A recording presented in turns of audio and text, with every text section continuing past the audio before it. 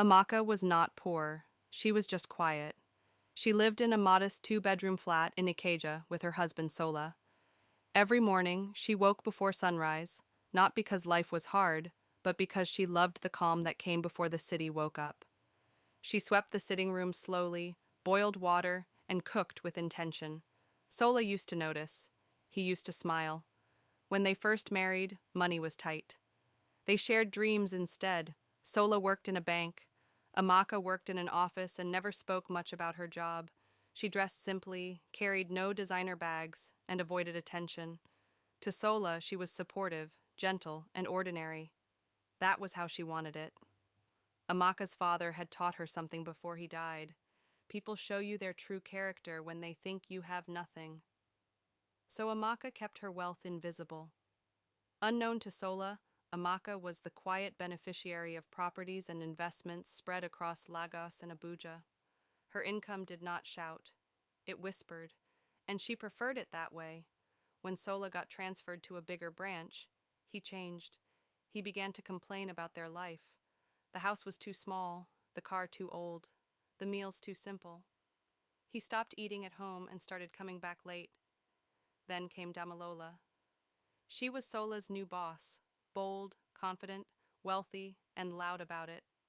She laughed easily, spent freely, and made Sola feel important. She talked about investments, vacations, and power, things Amaka never talked about. Soon, Sola stopped pretending.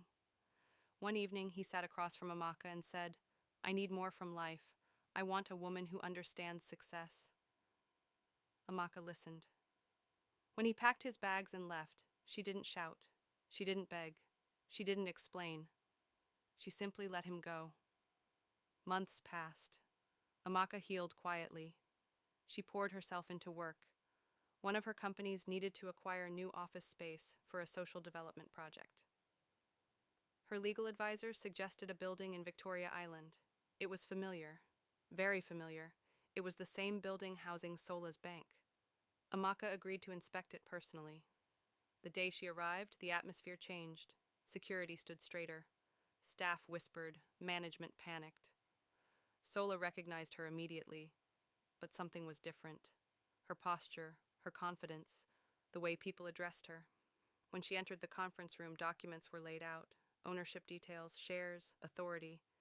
That was when Sola understood. Amaka wasn't ordinary. She never was.